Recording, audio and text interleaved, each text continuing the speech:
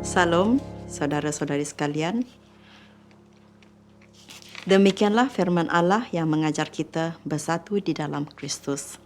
Dalam Kristus telah memungkinkan ataupun telah membenarkan kita sebagai umat dan sebagai orang yang percaya untuk bersatu. Di dalam ayat 1,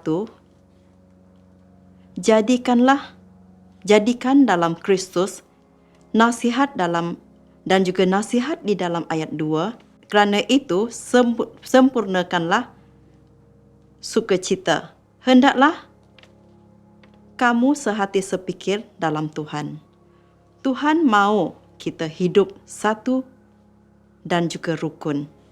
Hidup bersatu di dalam Kristus adalah yang pertama supaya kita tidak mencari kepentingan sendiri. Ia mengajar kita supaya harus mencari kepentingan bersama, supaya tiada perpecahan di antara saudara-saudari kita.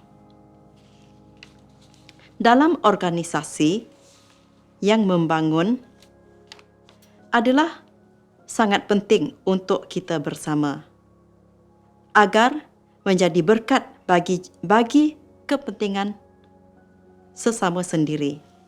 Yang kedua pula, dalam ayat 3b, sebaliknya, dengan rendah hati, yang seorang menganggap yang lain lebih utama daripada dirinya sendiri. Penyebab utama perpecahan adalah kesombongan ataupun tinggi diri, iaitu dengan menganggap diri kita lebih utama daripada orang lain. Tetapi, kalau kita mempunyai kerendahan diri dan menganggap orang lain lebih utama daripada diri kita sendiri, maka disitulah akan terjadi kesatuan di dalam Kristus.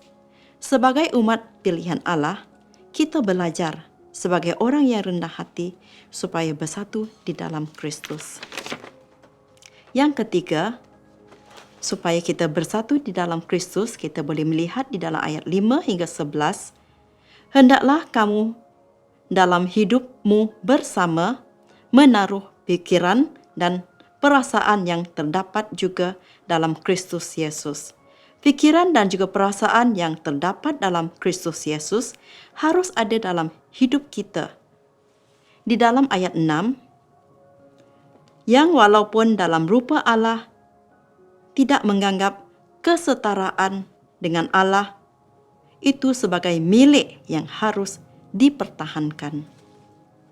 Sebagaimana Yesus Kristus rela mati di kayu salib, rela mengorbankan dirinya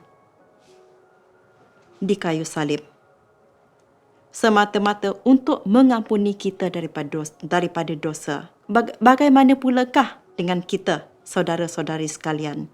Kita juga harus belajar untuk rela berkorban sebagaimana teladan yang telah Yesus tunjukkan kepada kita.